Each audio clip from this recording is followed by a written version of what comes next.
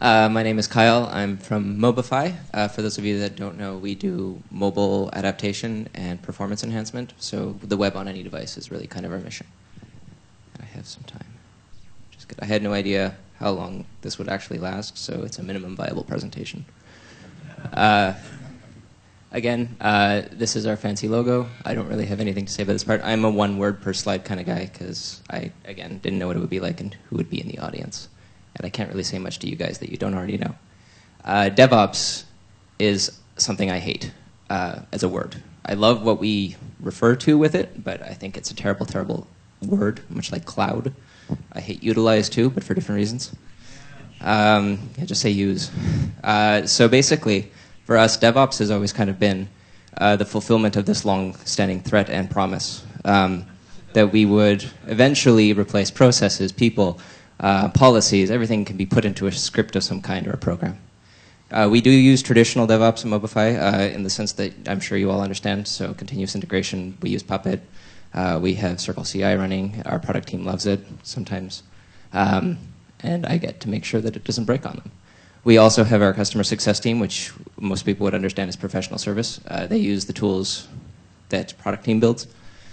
And they do it effectively as their own private little DevOps bundle. That they don't know that's what they're doing. And we're happy that way.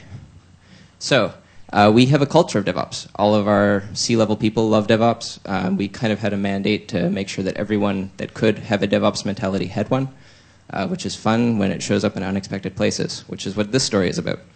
So this is the marketing team at Mobify. We gave them a camera and they did this. Now, the marketing team is made up of people that write web content. They publish blog posts. They do our Twitter stuff. They're mostly nice people, except that guy. No, I'm joking. He's great. But the problem with these guys is that they were doing, interesting things with content in ways that they understood that the more technically savvy people in a company that is a tech company that does web things wasn't necessarily happy about. So, step one, get off WordPress. So we wanted them to start doing stuff that was, a bit more web savvy. We taught them Markdown. I've had sales guys in past jobs that just refused to learn HTML. Markdown was a great step for us. Then static sites. Hey, we finally killed this beast. So they didn't realize that this was the road we were slowly taking them down. But we were starting to give them a tool chain. And we winked, we laughed. But then we gave them a build process. So now they were writing markdowns. They had a static site builder. They had a build script that could push to S3 and then flush the CDN caches, and they had no idea that it was all running in a little script. This was awesome. Now, this we are very proud of. We taught our marketing people how to use Git from the command line. This is the takeaway. Go home and go forth and tell your people that they too can do this. It's a brave new world, and everyone should learn to do that. And this is our other tool, in-house, our Opticon. You'll recognize the logo. We gave them a central monitoring server so they could see what their Git commits were. They could automatically roll back web content, redeploy it, and do all those wonderful magical things one click. And they use it. They love it. They're mostly okay with it. They use it to do QA analysis. They have officially, without knowing it, adopted DevOps, which is great.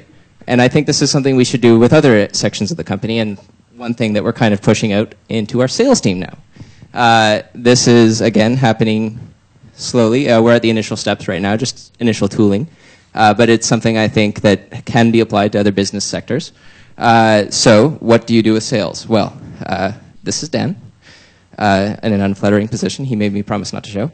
Dan went over to sales as a sales engineer, so he would consult on sales calls, but they didn't know what they were getting when we told them they would have a sales engineer.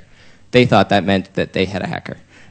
So they thought they had a tooling guy now, which is cool, because Dan is great at doing tooling stuff. So he wrote a few different things for them. I think the one he is perhaps most fond of is a wonderful script that would automatically generate leads and call them and analyze them and basically generate a sales pitch for the sales team.